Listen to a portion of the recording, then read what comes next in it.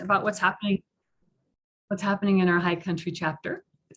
And before I do that too, I also wanted to just recognize and introduce Stacy Harshman, who really makes this all happen, a board member. And thank you, Stacy. She'll be helping us all make this run smoothly here. Hi. So I'm going to screen share.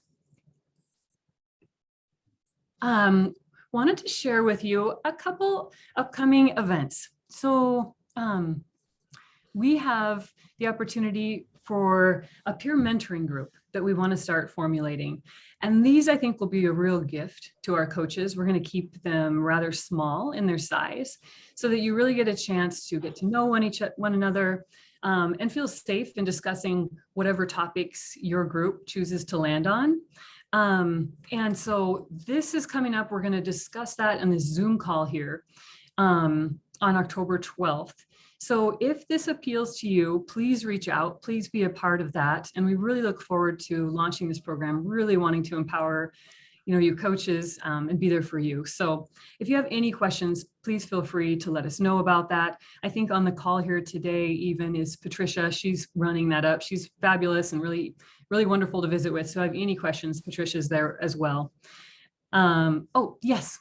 I have a question. If you can't attend the October 12th meeting, can we still participate? Yes, absolutely. Right. Patricia, do you want to speak to that at all? Yes, yes, that is true. Yeah. Okay. Okay. Thank you. Don't let that dissuade you. Great question. Thank you so much for asking that. Thank you. Yeah. And then also, as we look to trying to get a little face-to-face time again in a safe way, Patricia's also done a great job of organizing a couple in-person gatherings, and we're going to try them out first in Boise, in a space that's got a lot of fresh air and we can feel, social distance and comfortable in, but an opportunity for the Boise or coaches near Boise to get together. And we'll be looking at other opportunities in other states as well. Our 6-state region is really difficult. This is challenging anyway, pre-COVID, but afterwards is even more so. So we're really looking forward to these opportunities as they begin to arise again. So there's opportunities to register for those. Thanks, Patricia, for getting that going. And then coming up, our next session next month, what you need to know about team coaching. So this is becoming, a keen area of interest. There's a lot of coaching training really specific to this teamwork. So we want to keep you guys abreast of what's happening there. So please join us next month as we really dive into that and want to make those resources available to you. So those are our upcoming gatherings and learning opportunities. I'm going to stop sharing here. So without further ado, I will go ahead and introduce our guest speaker. Today we have Mary Kravitz, and I don't know if any of you, I was here last year when Mary was with us, and she's just a beautiful speaker and has just so much knowledge. So I'm really pleased that she came back and joined us again this year. Mary Kravitz is a client generation expert and international speaker who helps entrepreneurs significantly grow their businesses without working nights and weekends. Using her methods, the majority of her clients quickly increase their income by 50 to 100%.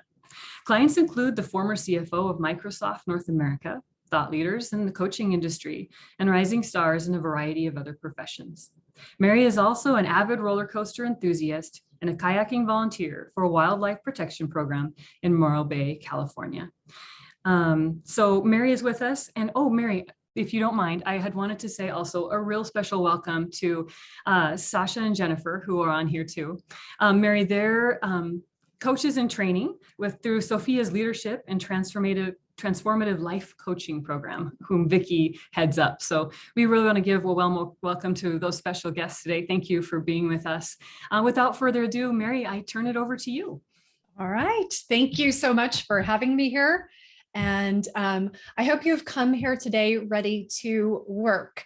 If you really enjoy endless PowerPoint with nothing for you to do but listen, this may not be the presentation for you. But if you'd like to actually get something accomplished, you're really, really in the right place.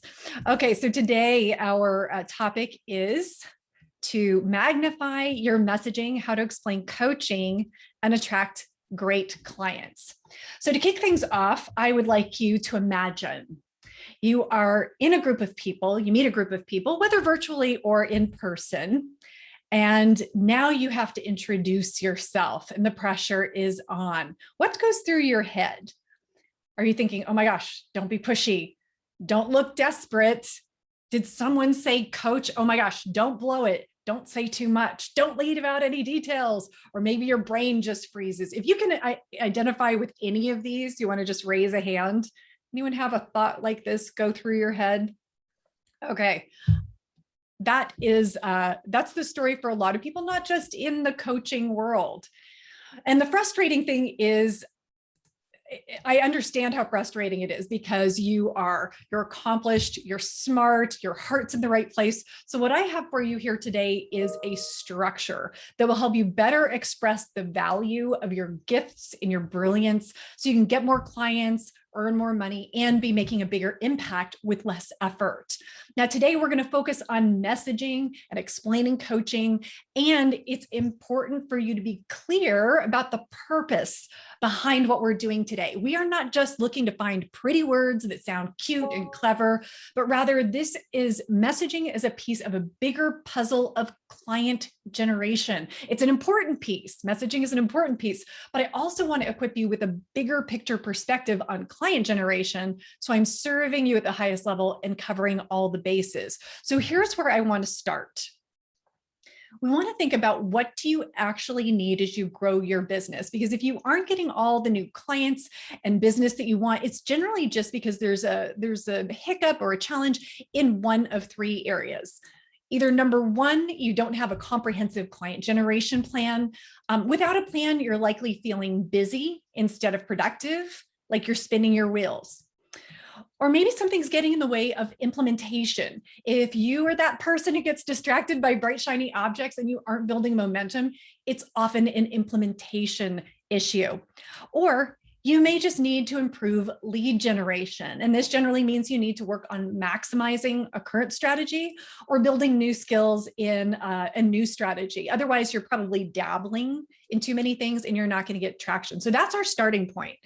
Plan, implement, lead gen. You're going to make a massive shift in the effectiveness of your messaging and bigger picture, looking at the growth of your business and client generation. This is the most important thing for you to get today, is to get crystal clear about which of these three things is your priority. So how are we going to get there? Here is what we are going to cover today. Number one, we're going to cover when and how to explain coaching. Number two, you're going to create your magnetic 30-second intro so your prospects quickly say, I need you. And three, again, that big picture, the 6 essential elements of an effective client generation plan that makes it easier to attract clients, grow your income, and make a bigger impact in the world. So I do want to support you beyond our time today. So I almost always come up with some free resources that'll help you continue the learning.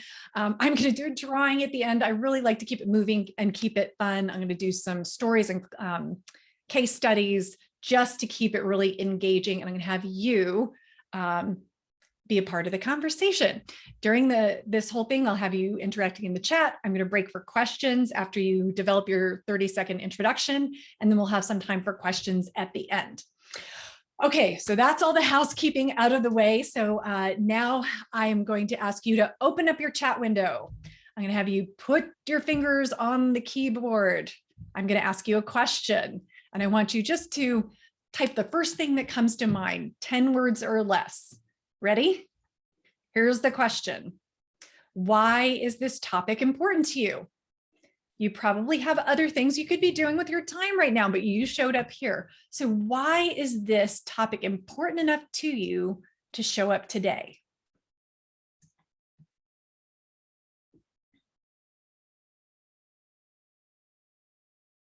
All right, I need more clients, need to learn and experience. I want to get this right from the get-go. Yes, yes.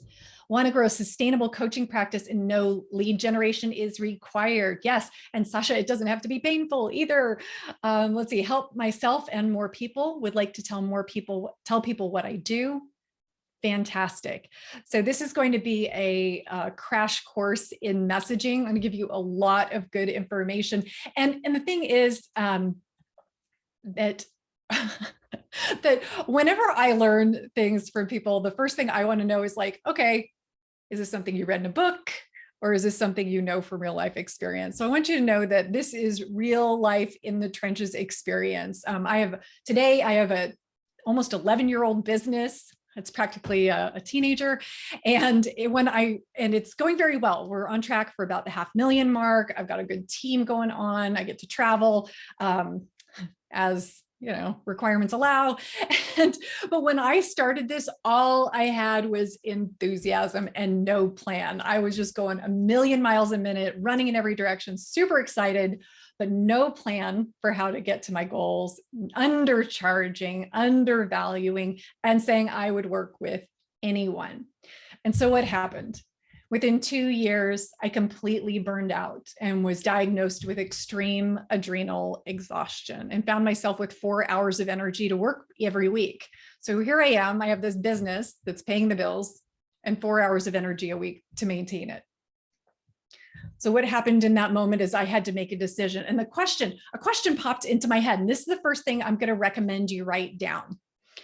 The question that popped into my head was, what's working? That was it. What's working? I did not have time or energy to be chasing down every single client. I did not have time or energy to spend endless hours explaining what I do to people. I needed to hone in on the words that were working, the actions that were working, and only focus on those pieces. And as I recovered my health, just starting with that one question, my business started to grow. And then over time, that one question actually developed into a bigger client generation system. And this is what it looks like. And this is what helped me double my business several times over. It's the reason my clients consistently increase their income 50% or more. And it's what I'm going to share with you today.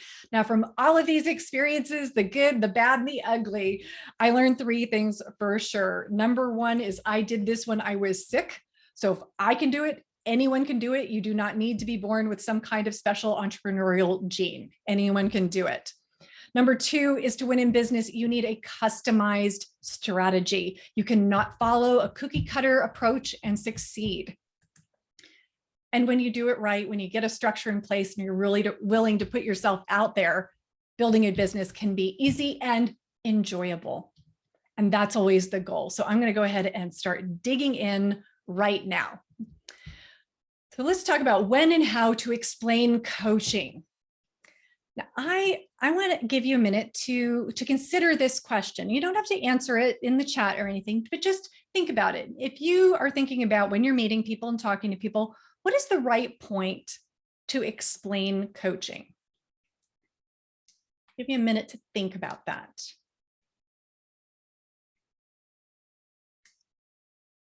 Got your answer? Okay. So now I want to give you a different situation. I want you to reflect back on the last time you brought your car in to be serviced. When you went to the garage, was your goal to learn how to become an auto mechanic? Probably not. In fact, if the person who's fixing your car started to explain like all the tools and the diagnostics they were going to use, I bet your eyes completely glazed over. Yeah. But you perked up when they said, well, we will have this fixed and ready for you by 5 p.m. tomorrow, and we can give you a loaner car today. That got your attention. You didn't care about the method. You cared about the outcome and how you would be taken care of, right? And yet so many times I see coaches jumping in, explaining coaching right off the bat. And the fact is, in general, your ideal client does not want to do your job. They do not want to become a coach. So they don't need to know about how you do it or what coaching is all about. They just want to know that you can solve their problems or help and facilitate them to solve their problems. So the first answer to this question is hold off on explaining coaching, and let's jump into what to do instead. So we're going to start with a vocabulary lesson. Okay, contain your excitement. I know. Words are so important beginning to end, and I have a bit of a love affair with words. So we're going to start with some definitions so that you know who you're talking to and when you should be bringing up coaching. So the first definition is a stranger. That one's pretty obvious. You know nothing about them. The second definition, this is a really important one. If you want something to put stars and hearts and flowers around it, it's this one. This is where the biggest mistakes are made. This is a suspect.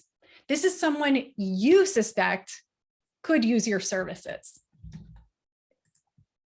Number 3 is a prospect.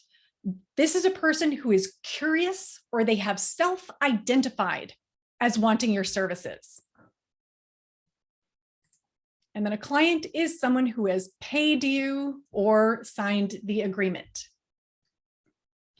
So what do you say when you're dealing with each of these? Okay, so when you're dealing with strangers and suspects, you will only talk about your business from the perspective of your ideal client. You're not explaining coaching at this point. Now, I'm going to show you how to do this when we craft the introduction in the second teaching point. So if it doesn't make sense right now, I promise it will. Now, when someone identifies themselves as a prospect, they say, hey, you know what, Vicki, I would really love to learn more about your coaching. I've been thinking about hiring a coach. Then the priority is still not to explain coaching, but rather to get them into a conversation that is about working together, talking about working together. You may call it a discovery call, a chemistry call. Bottom line, it's a sales call. And in this conversation, you're facilitating their discovery of what it is they need to do in order to achieve what they want. So it's still about them. Now, of course, with clients, you pour all of your expertise into the relationship. Very simple. So where does coaching, explaining coaching come in? Now, listen, this is really important. And I actually give some pretty good language. I just kind of whipped it up. So you may want to zhuzh it a little to be yours, but you explain coaching after, this is my suggestion, after you go through your sales conversation process and you are both clear that they are looking for and what they are looking for and what you provide are a match. That's when you very briefly describe coaching. As in, and here's the word choices I created. Here's what I think you're going to find really exciting. The coaching process is not about loading you down with lots of advice, but rather working with you to dig deep within yourself and discover the answers that are most profoundly true for you. That's it. That's the explanation of coaching. Now, why is knowing the when and how of it all so important? It's so that you're really meeting people where they are and moving the conversation forward quickly, but appropriately, so you don't feel pushy or awkward. And this is what holds a lot of people back. So here's, so I want to do an exercise with you. So I'm going to pull this down. I'm going to stop the share. And I would like you to, I'm going to do 2 examples of getting it wrong. We've all been on the receiving end of someone who has misread the situation and has approached just the wrong way. But now you're going to have the definitions to really understand why. So let me set the scene for you in 2 different scenarios.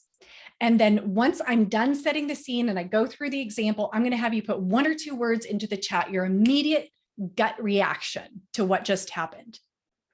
Okay, scenario number 1.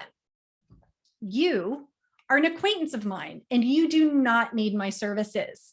We've met at a few ICF meetings. We know what each other's businesses are, but you have expressed 0 interest in my services. Got that? 0 interest. Can you step into that mindset? Okay, now experience what it feels like when I come up to you with the wrong approach.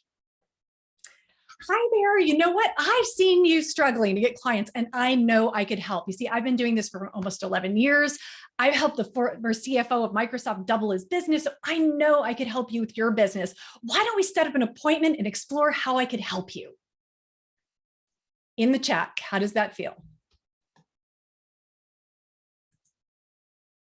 Gross. First word, I am not you, not good, focused on you, not me, trapped. Yes. Okay. Just to be really clear, this is a what not to do. This is not an example of what I'm going to teach you how to do. Amber, I didn't ask for help. Yeah, exactly. Okay. This is a suspect, someone I suspect could use my services, being treated badly like a prospect. assuming they want the services. Okay, let's try scenario number 2. You're going to step into a different scenario. Now, you are someone who've decided you want my services.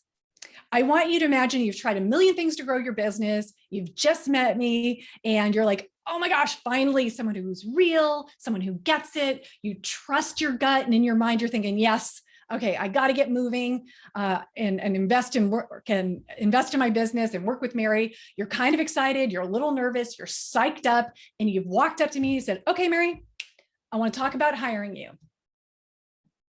And I say, oh, that's great. Here's my email address. Just get in touch when you're ready. How does that feel?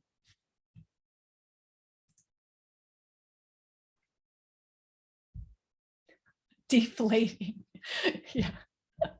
Not enough information. Cold. Yeah. Not interested. And what's funny is that people will more likely go to that end just so they don't appear pushy. It's like, I want to really make sure they're interested. They just told you they were interested. If someone says okay, this is something to write down. This is the thing my clients have like drilled into their head. If someone says they want your services, believe them and make it easy for them to work with you. Believe them and make it easy. So if someone says, I want to have a conversation, I say, let's get out our phone and pick a time so that we don't have to play email cha-cha to get you on my calendar. When someone says they're interested, believe them and make it easy on them to do so. All right. I've got a great example, a great story of a client. One of the things that was really holding him back was that fear of looking pushy. And it is rampant. The good news is that if your instinct is you don't want to talk about yourself, that's great, because when we do the introduction, we're going to really leverage that and only talk about the client. Yay. But this is Jared. His situation you might be able to relate to. He'd been a consultant for years for another company, but he'd never had to find his own clients for his own business. So when he transitioned to business ownership, he found himself really resistant and frustrated with what he saw as a very complicated problem, which was getting new clients. And it's partly because it felt pushy, it felt weird, it felt like, oh my gosh, I have to do all this self-promotion now. When he worked for a company, there was some kind of like impersonal distance that made it a lot easier. But he just didn't want to be all about himself. So we were able to build a different understanding of how to approach promoting the business, upgraded his messaging and his overall strategy. And he was able to bring on a new client fairly quickly and got out of that sense of being awkward, which is really what we want, because awkwardness is like the opposite of confidence, and confidence is half of what gets the job done when you're looking to attract clients. Okay, now you're going to do the work. Ready? We're going to create a magnetic 30-second introduction so your prospects quickly say, I need you. Now, I would like you to write a word on your worksheets. That is the word pitch. Pitch. You've heard people say 30-second pitch. So write down the word pitch and now put a big X through it. We're never going to talk about pitching.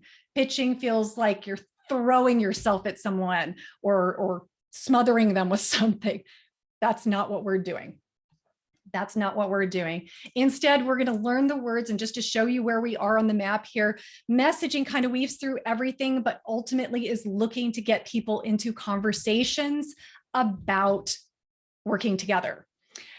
So I want to start with the goal of the introduction, the way I teach it today, because I imagine several of you have already taken some classes or done some training around how to introduce yourself. So let me be really clear about my perspective, and that starts with the goal of the introduction, and that is to discover immediately if your ideal client is standing in front of you.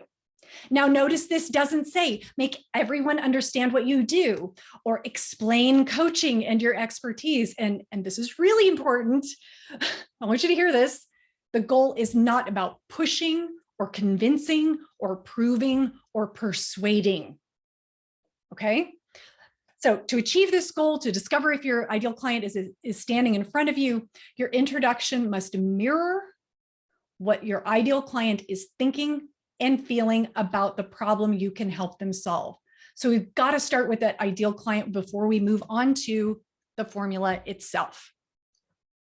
So your ideal client is someone who wants your biggest program, your best program, your most transformative program. So a few tips when you're thinking about your ideal client. An ideal client description never starts with the words, I'd be willing to work with. Pro tip here. Yeah, go after your ideal. Ideal client descriptions don't include the certifications you hold, the assessments you use, or the coaching school you attended.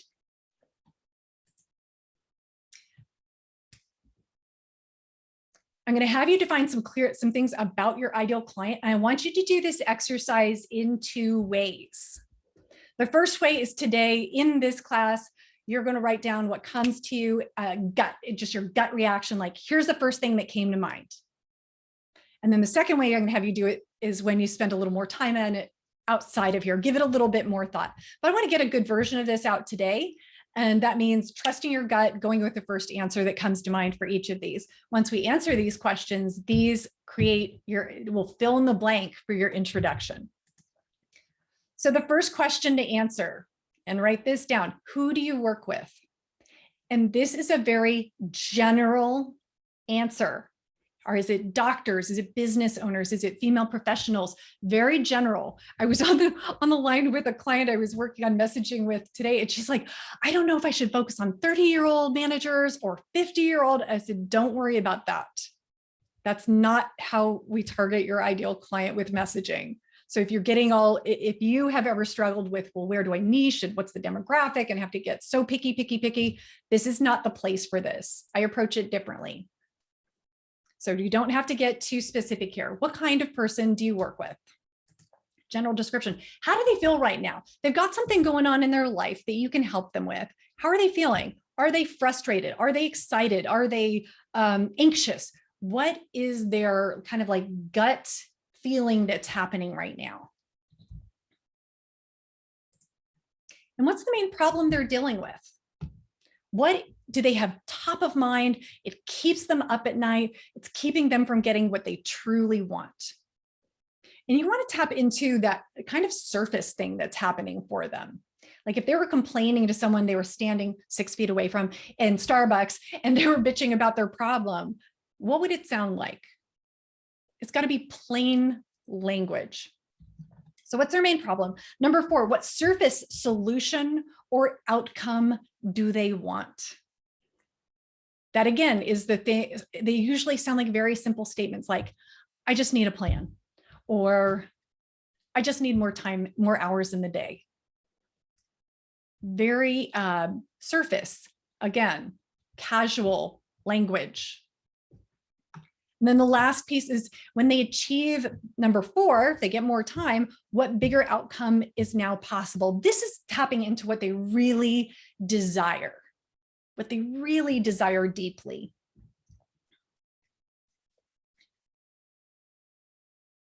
And for all of these things, you want to remember to keep your ideal client in mind. Ideal. We're not trying to get everyone. We're trying to focus in on the ideal. So how does this fit into an introduction? This is literally a fill in the blanks formula where your answers to each of those questions get filled in to each of these blanks. I'm hired by blank who are blank with blank and who can blank so they can blank. And I know that does not make any sense. So I have examples to bring it to life. And then I would like to hear yours and we'll have a little Q&A. All right. I'm an executive leadership coach. Okay, so generic. Nobody knows what that is. If they do, it's just not enough information. It doesn't do you justice for the value you bring. So here's an example that I used with a client. I'm hired by newly promoted first-time managers who are feeling in over their heads with their new management role and who want to create a high-performing team so they can fast-track their next promotion. All about the ideal client, all about describing the ideal client. Okay, second one. Now, if you would really like to put someone into a coma, say you are a bookkeeper. Yep, didn't even get to the end of the word before you'd zoned out. So here's an upgrade for that.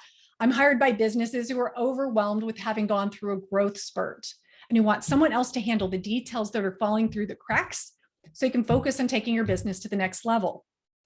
This is an actual example from one of my clients, and within 30 days, all he did differently was use this messaging, and he doubled his referrals. Messaging matters. It matters. Okay, here's another one. I'm a business coach. Also very flat about me, not the ideal client. Let's try this one on instead. I'm hired by business owners who are frustrated with client generation and who want to significantly grow their business without working nights and weekend, or so they can stop working nights and weekend. Do you hear the difference? It's all about painting that crystal clear picture of your ideal client. All right. Clarifying questions and or brave souls, do you want to bring forward your introduction for some expert feedback? Frida and then Jen. Hi, and thank you, Mary. That's been really helpful. Just one question. So with the examples that you just provided, so what would be a good title then to use also with our clients? So I hear two questions here, so I'm going to break it out. With your clients, use whatever title you want. In an introduction for coaches in general, don't use a title. And the reason is, in most cases, people know they need to solve a problem. They don't know they need a coach necessarily to solve it. And if they do know they need a coach, it still doesn't hurt to not say it, because most people will misinterpret or have some kind of picture of what a coach is. And it can distract them from getting to the next words.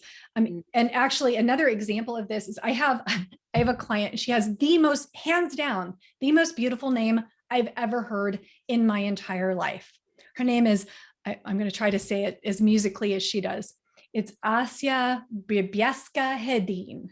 Oh my God, that's beautiful. And so we were working on messaging and she was practicing it and she was saying her name. And I said, Asia, you cannot say your name. It's like, I'm just all up in your name and I don't even get to what you're talking about. So I'm Asia, keep going. I have another client, Rajika Mahan, and I'm like, same thing. You can say your first name, but we want people focused on themselves, which is the description that comes in that introduction. So you got to be really careful what you put at the beginning.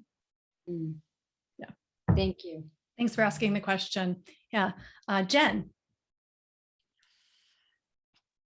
Yeah. Okay. You gonna try it? Okay. And I put it in your structure. I hope that's what we were supposed to do. Yeah. I'm hired by creatives who are frustrated with being blocked and not meeting their potential, and who want to do more of their creative work so they can be more fully themselves. So when you married the structure. So hugs and kisses, perfection, to really embrace it. I really appreciate that, because that's the first thing people break. And I'm like, yeah. No, what I would suggest with this is you've almost got like a repetition of the same idea. They want to be more themselves. I think there's probably another thing, like, why is it important to them to be more themselves? Well, I think it's probably the most important thing to them is the surface thing would be to do to actually do their creative work, to get unblocked. And then what will that allow them to do? That is the question. Like it is, for a lot of people, it's an identity. It really is an identity thing. Like, I'm a writer and I'm not writing. I'm an artist and I'm not painting. And so I guess that's what I'm trying to get at. Okay. Yeah. So there's this feeling like they're just giving lip service and they're not fully like they're almost pretending. Yeah. Or playing at it. So if someone was not playing at being an artist or a writer or how would they refer to themselves? Can you ask that another way? Yeah. So people who are, let's call them dabbling, they secretly feel like they're dabbling in, let's say, a writer. Secretly feel like they're dabbling. What they want is to actually be a writer. So if they were to say, I'm actually a writer, how would they say that? I'm actually a writer, or? I find that if they actually feel it, they say I'm a writer. If they don't, they say I want to be a writer. Okay. Yeah. And so that might be just a simple play with words is, yeah,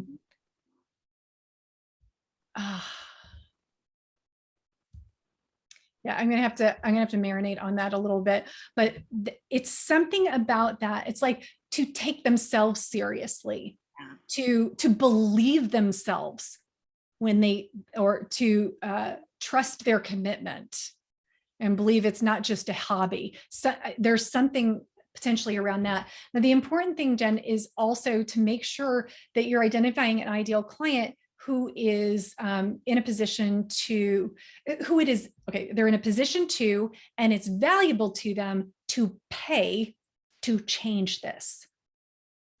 That's challenging with creatives.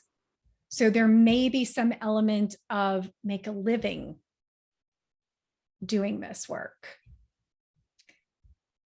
There has to be enough weight to it, enough value to becoming the outcome, and have the financial wherewithal. So it cannot smack in any way of struggling artist, because you're going to have a very frustrating time and work for free and keep thinking you have to lower your prices and do group programs. And the reality is you have to make sure there's a market for what you're doing.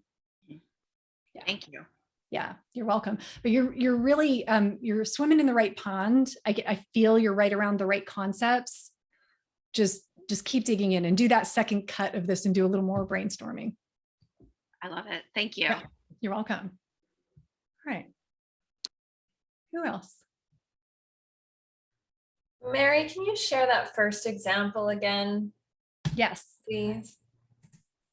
Yes, I will.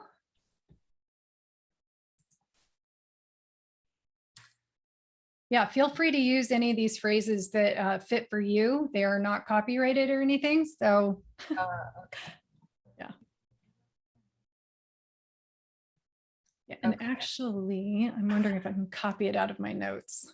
Oh, look at that. I think I can copy this and put it in the chat for you. That would be great. Oh, look at that. Ta-da. Yay, thank you. You're welcome. Oh, it's just missing the first I, but I figured you could like sort that I out. can figure that out. You got Thank that? you. You're welcome. All right. What else?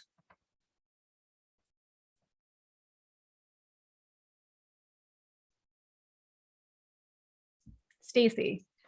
I'm just kind of working with this now, so it's a rough draft, but I was thinking about saying, I'm hired by professionals who are frustrated in their careers, confused with what next step to take to find more fulfilling and meaning in their careers. Okay.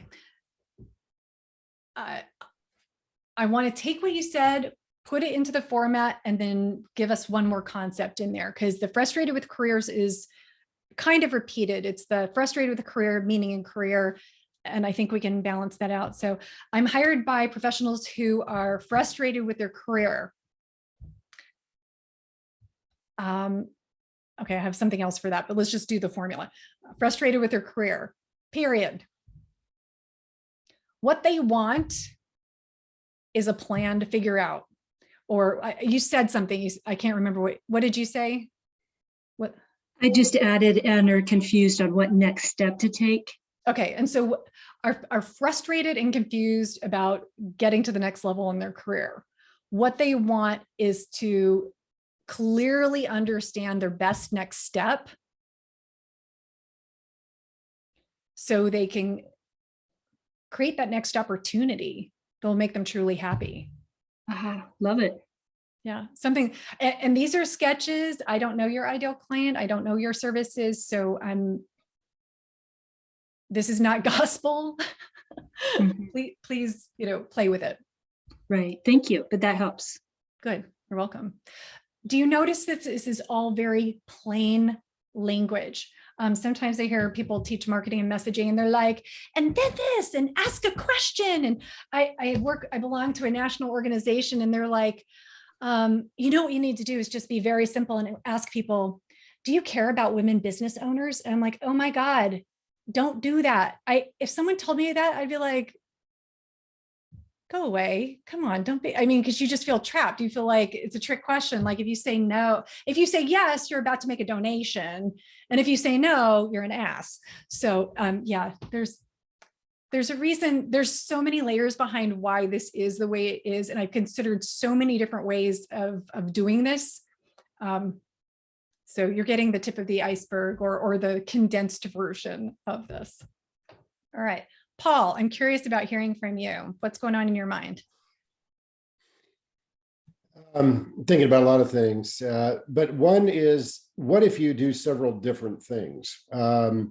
So in my case, coaching, it's kind of a third. So kind of a third of coaching, a third is around facilitation, various programs, and a third is specific consulting projects. They all have to do with, the way I would answer my own question is to say, what's the common thread there? Maybe to look for that. They all have to do with helping people grow their careers and find career best opportunities and what they want to do. So, but I guess, and also it matters on who the audience is, but that's what's going through my head is there's several different things. So depending on who I'm talking to, do I talk about this or that or the other? Or do I try to kind of amalgamate it at the top? Oh my gosh, you're making like the exact same hand gestures that I make when I do things, do this. I talk about the umbrella, which is your ideal client. And you were absolutely answering your own question. And I'll give a little more depth to it, a little more to it. So your ideal client in general, you are solving a particular problem. And the coaching, the consulting, the facilitation, think of that. I always think of that as like your tool belt. You may have assessments in there too. That's your tool belt. And if you think back to the mechanic analogy, you wouldn't want them to describe their tool belt. Yeah. So don't describe the tool belt. The more you can stick to your overarching brilliance that your ideal client is looking for, like, to have a career in a workplace that thrives or some bigger picture statement, the easier it is to nail your messaging because you don't have the situation you were describing. Like if I go over here, it's this, if I go over here, it's this, because then you're playing psychic. Anyone ever do that? You're like, oh, if I'm standing in front of this person, I should say that, but if it's this person, but I don't know them, so I don't want to blow it. So the way you combat that is you stick to your ideal client. You say, this is my ideal client in the format. Some people find that after they say, here's, I'm hired by and blah, blah, blah, and they let it sit. You can say, I do this through coaching, facilitation, and consulting, depending on the needs of the client. But you got to pause. You got to let people absorb. You got to get them nodding their head saying, oh, that's me.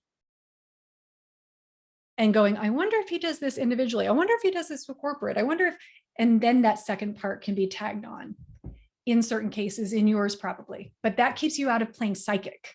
Sure. Thank you. That's helpful. Yeah. Yeah. Thanks for letting me call on you, not pick on you, call on you. Sure. Because that is something that I'm sure you are not the only person who has that question. Yeah. Okay. Anyone else? Amber. I can try, Mary. So I was kind of like Paul trying to think of a common thread because I feel like I'm trying to define a niche and that's a whole different subject. But so in trying to pull it together, I put, I'm hired by professionals who feel bored or even regressing in their job and personal life and who want to soothe their nervous system so they can feel more present, joyful, and responsive. Okay. Bored, hearts and flowers, absolutely love. Instead of regress, maybe going backwards And you Hmm. don't have to say in personal and business, because this has the magic quality of letting people identify what's going on with them. You don't have to spell it out. Okay. I'm feeling bored, or even like I'm going backwards in my marriage, in my business. I mean, they fill in their situation. Hmm. Beautiful. Can you read the second part of it?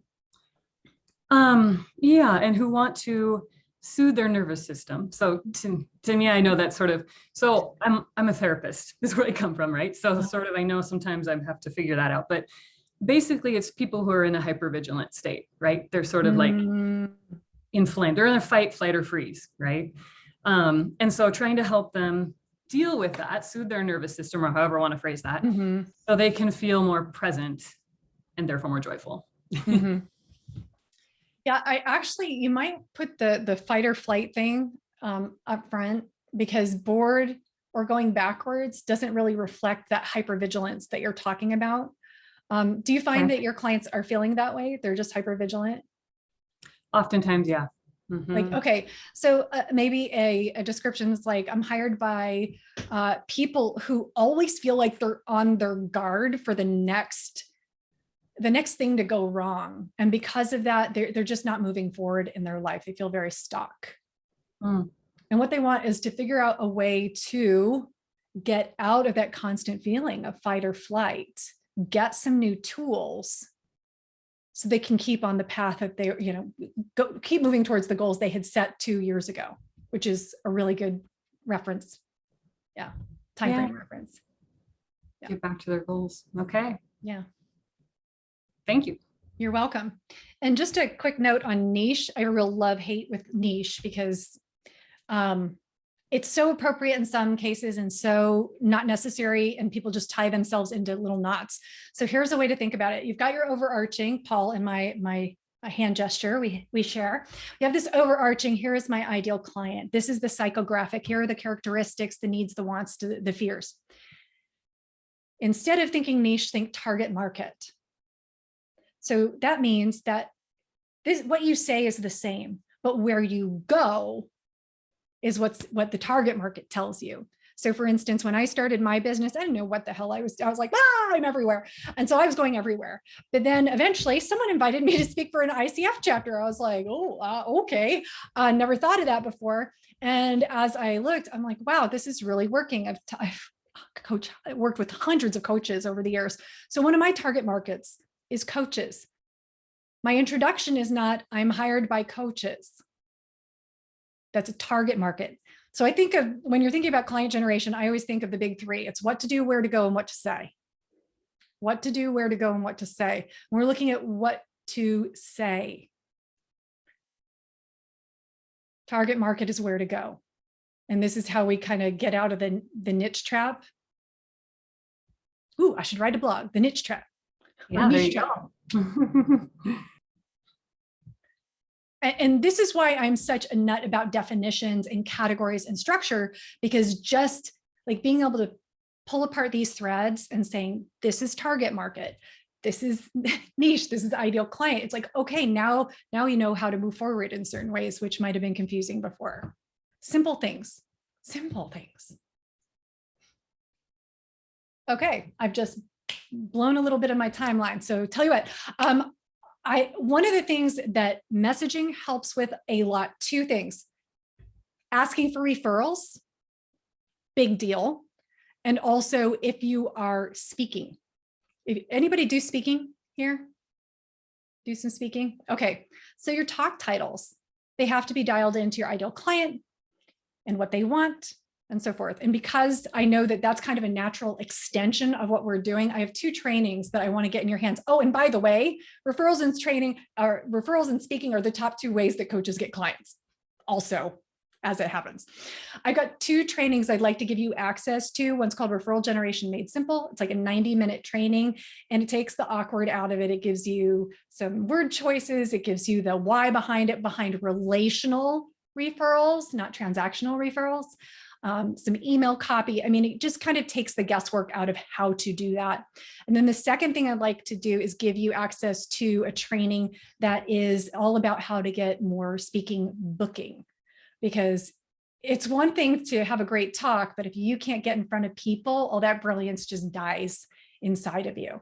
So getting booked is usually that first big hurdle. And I have a step-by-step, here's the Google search term, here's the referral method, here's the this. So if you would like those, I would love to put those into your hands. That's my gift. And if someone's watching the replay, the recording, you can do this too, and you can get it. So you can email me. And this is how I'm actually going to pick a winner for the drawing at the end too. So email me, send me an email, mary@simplygetclients.com. It's like right here below my name, my face, right there. Send me an email, mary@simplygetclients.com, and put the subject line smile, because I know referrals will make you smile and more speaking will make you smile. And just say like the resources, and my team will make sure to get those to you. And if you are watching the recording, you're welcome to do that. My team is very well trained to pull these out of my email. We get a few every week, and we never know where they're coming from. All right. So I will make sure to get you those resources, because that's just kind of the natural extension. Okay, let me jump right back into the next piece. All right.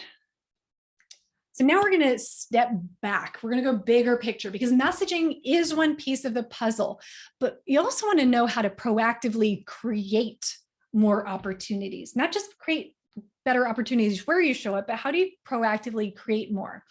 Well, you've got to have a client generation plan in place.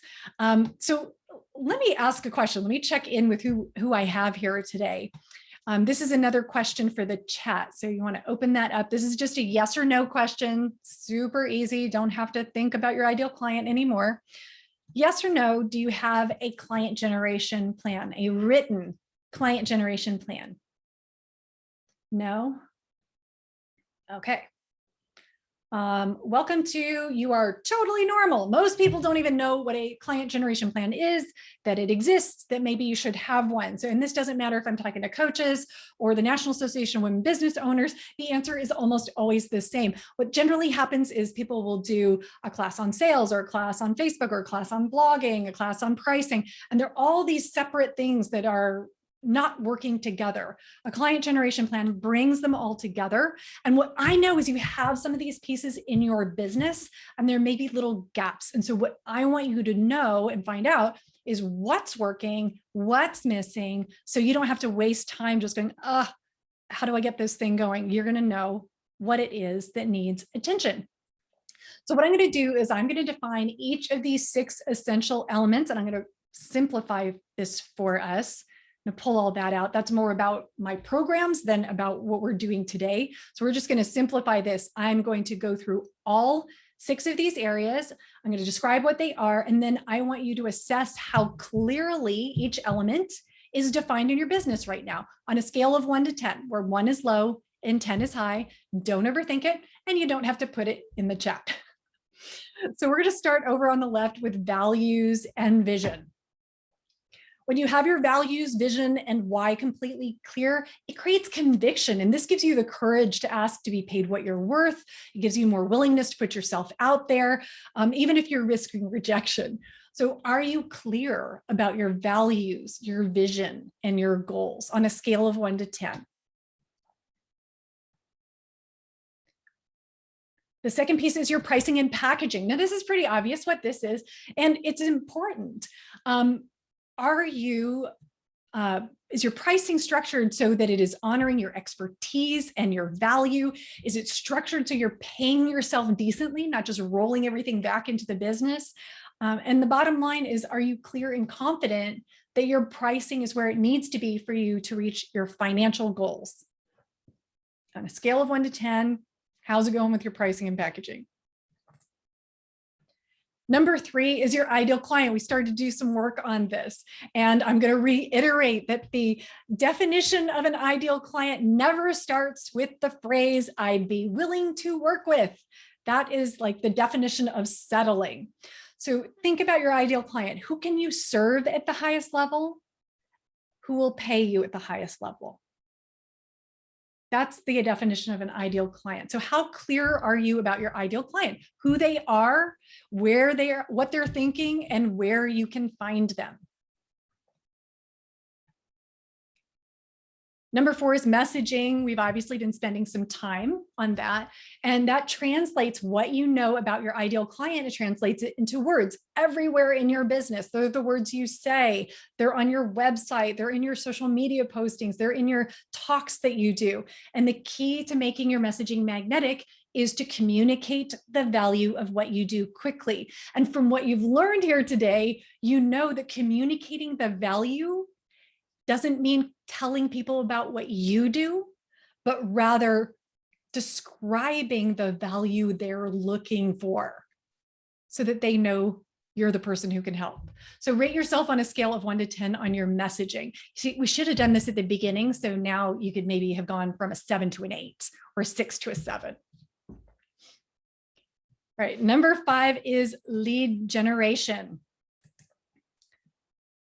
So to assess what you have right now, I want you to think about, do you have a specific set of actions that work, that proactive actions, things you do and check off a list that work to bring in leads every month on a consistent basis? And if you're not clear about what qualifies as lead generation activity, think about this.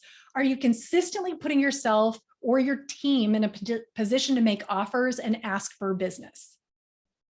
So on a scale of 1 to 10, how confident are you about your ability to bring in new leads consistently? And the last piece is sales and enrollment. Can you confidently convert a prospect into a paying client? If you're working with bigger entities, do you write proposals and have a sales process that moves through the bureaucracy without getting hung up on decision makers?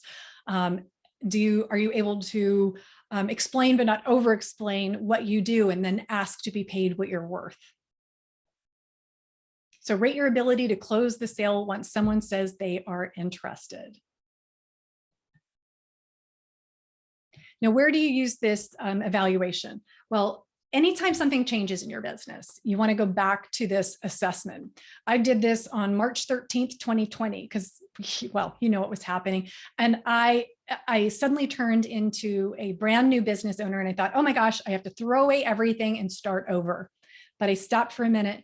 I looked at all of this and realized there were a couple of areas I needed to tweak. So anytime there's a big change, if you're changing your ideal client, if you make a big change to your programs, go back to this and see what needs to be adjusted. It's probably less than you think, and adjusting is a lot better use of your time than reinventing.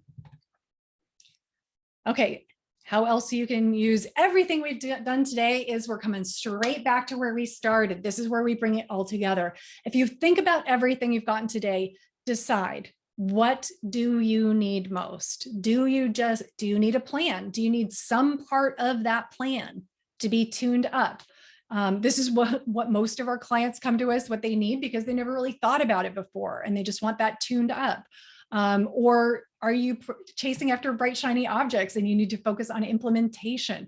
Do you need to put in place a new lead generation strategy like the speaking or referral generation? So what do you need the most? What is the priority? And here's the thing, sometimes you need more than one thing, and that's okay.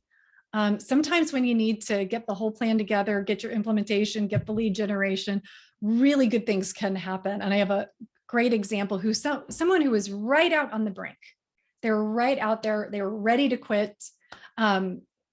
I remember meeting Georgia. She's this amazing coach from Australia. And she was super skeptical that like a more simplified approach would work because she'd done all these investments in online funnels and all the social media and hearing everyone say that's how you have to build your business. And she was just like, I'm done with this. This is not working. But luckily she was willing to give it one more try. And over 6 months, we worked on a variety of different things, her plan, her implementation, and she focused on speaking as her main strategy. And what happened for her, this is a post she put in our clients group. She said, you've been so proud of me. I booked 13 discovery calls and I have another talk scheduled for Friday. This is the accumulation of the messaging, the lead generation, just all the different pieces pulled together and getting really focused and understanding that, you know, George is a brilliant coach. I imagine you are a brilliant coach. And without the business development, the lead generation, the business part of this, it can be a very, very frustrating business to have. Now, I know you're super excited for Georgia, but what about you? Let's create some lasting impact with some implementation steps. So the first thing I'm going to have you do is I want you to look over your notes and decide on a bite-sized action you can take. What is one bite-sized action that you can take?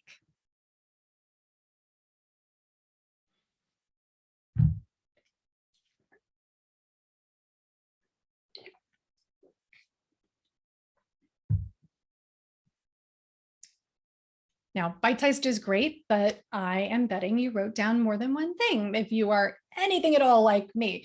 But that makes sense because we all want more. We want to be making more of an impact. So this brings us to the second step, where I want to get the creative centers of your mind on board. We've been doing a lot of logical left brain stuff, and now I want to have you take your hands off the keyboard, put your pen down, close the chat, take a deep breath, close your eyes. I invite you to imagine having a steady stream of great clients coming in. These are clients who pay you what you're worth. You're making a difference. You're known for your expertise and your brilliance. And to generate those clients, you have a plan. And it's not just any plan, it's a plan that's actually full of things you love to do, things that are simple and clear, where you feel authentic and never pushy. You know what to do, you know where to go, and you know what to say to take prospects from a handshake to signing on the bottom line as a client. And you do this with confidence and with consistency and with ease. Take another deep breath and open your eyes. Is that a vision you can get behind? Yes, I hope so. So I'm hoping now you're feeling inspired, maybe a little refreshed, and you're like, okay, yep, I see what I need to do. The challenge is that you are probably a busy person. You have other things on your plate. So you're fired up now. So how do you keep this level of focus and inspiration week after week so you really start seeing results? And that brings us to the third thing. So at this point, I recommend you identify something really important. When thinking about what you want and need in your business, who do you have in your corner who's accomplished what you want to accomplish and is available to help you when you need it most? Now, some of you may have the support you need, but for those of you who don't, I invite you to consider working with me. And it isn't for everyone, but what I'm offering today is a complimentary breakthrough call to explore the possibilities for working together further. It's a great option for you if you've been feeling a little stuck in your business, like you're spinning your wheels, you're not sure why, or maybe even looking for some kind of support, but can't picture what that looks like. Now, as I mentioned, this is a complimentary call, and they're reserved for people who are tired of feeling like your hard work isn't quite paying off at the level you want, and you're serious about doing what it takes to change. You're decisive, you're willing to invest in yourself. And so you know what to expect on the call. If that sounds like you, I'll walk you through a process to identify your biggest opportunities for growth.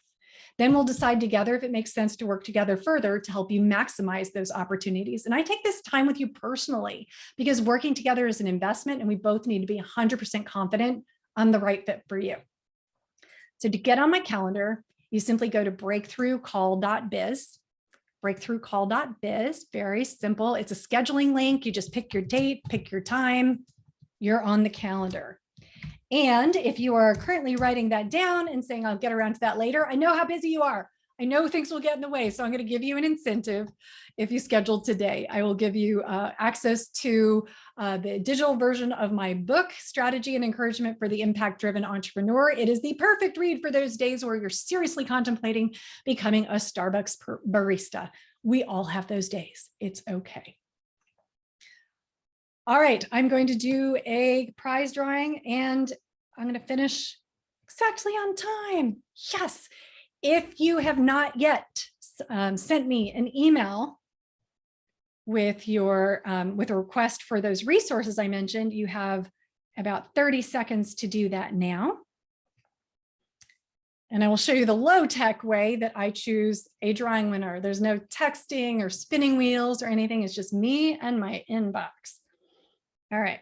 So I just refreshed it one more time, and then I go to my inbox and I go, okay, this Stacy is our winner. Yay, Stacy. So Stacy, you need to send another email, please, with your mailing address. And I'm going to send you a copy of my book. Yay, hard copy, pages, paper. Woo. Wonderful. Thank you so much. You are welcome. Is it okay if I do a closing quote, or do I need to close? That is absolutely fine to do a closing quote. All right. So 11 years ago, on November 10th, 2010, I was in a miserable business. I kind of boxed myself into a corner where I was undervaluing myself. I was not having any fun. I was not making good money. I wasn't bringing all my gifts to the table. And I went to a presentation, and just one sentence completely changed things forever for me. We can never underestimate what one simple sentence can do to change the world for people. Here is what was said in that presentation 11 years ago.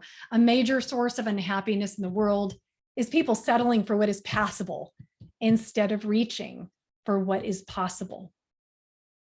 And now, when I present, my goal is always to not so much stretch your idea of what is possible, but to give you tools and perspectives and structure that will make the possibilities you dream of, make them your reality just a little bit sooner.